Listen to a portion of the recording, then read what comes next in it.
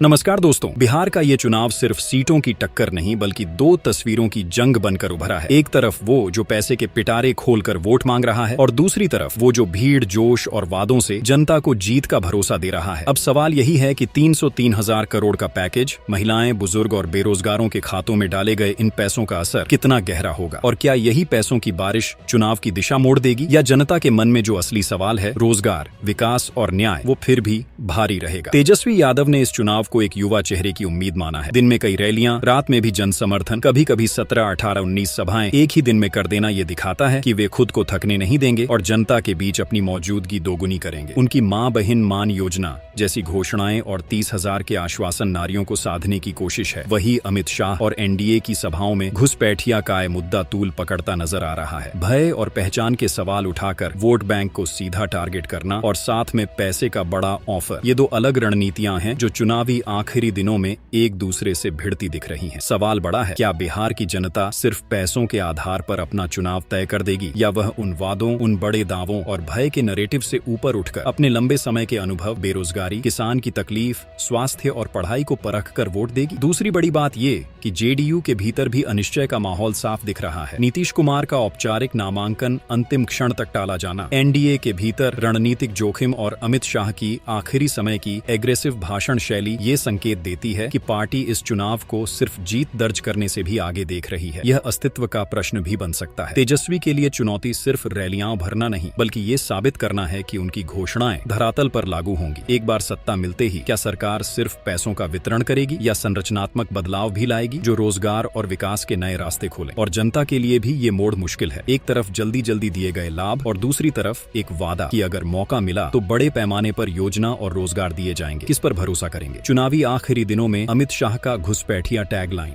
भावनाओं को भड़काने की कोशिश और साथ ही बड़े आर्थिक वादे, इन सबका असर मतदाता सूची, सीमांचल जैसे संवेदनशील इलाकों और युवा वोटरों पर अलग अलग तरह से पड़ रहा है। क्या ये ध्रुवीकरण काम करेगा या वोटरों को असली मुद्दों से भटका देगा? ये अभी साफ नहीं। अंत में यह चुनाव सिर्फ बिहार का नहीं बल्कि भारतीय लोकतंत्र के उस आयाम का इम्तिहान भी है जहां पैसे, वादे और पहचान तीनों एक साथ चुनावी रणनीतियों का हिस्सा बन गए हैं। 11 नवंबर को मतदान और 14 नवंबर को नतीजे आने से पहले आखिरी हवा बदलने की पूरी कोशिशें होंगी, पर तय करना जनता ही है कि वह किसे अपना तीसरा विकल्प, अपना बदलाव या अपनी सुरक्षा समझती है। आज का चुनाव ऐसा मोड़ है जहां हर वोट की ताकत का असली इम्तिहान होगा और तेजस्वी बनाम बीजेपी की यह लड़ाई केवल चेहरे की नहीं, नीतियों और भविष्य की भी लड़ाई है।